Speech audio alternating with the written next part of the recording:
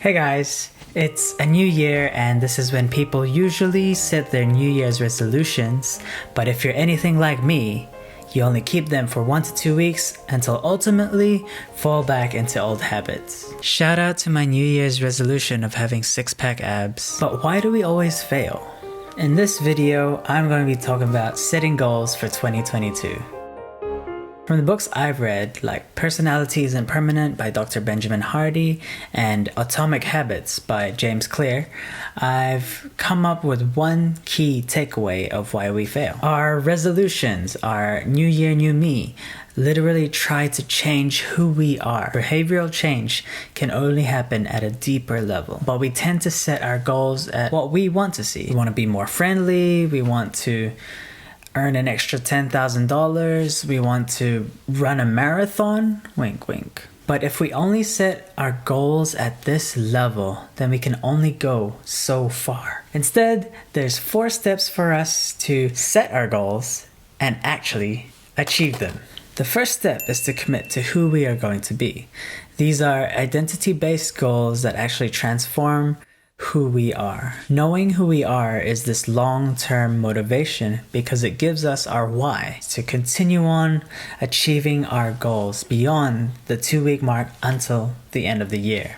And let me just say to everyone watching, you have been fearfully and wonderfully made, and you have a purpose. And I just want to encourage us all to really seek God and ask Him for the purpose that He has created for us to be here today, in this day and age, our unique purpose for being here. For me, I already have a blog post of who I want to be, and once we know who we want to be, then we can move on to step 2, which is deciding on our main pillars, the core foundations of our life. They are where we want to focus our attention and energy and ultimately help us to make decisions as a little check whether this activity is important or it's just unimportant and it's basically a distraction. So this step is really about having a criteria for us to base our decisions. Just a little warning from me, too often I've set my pillars and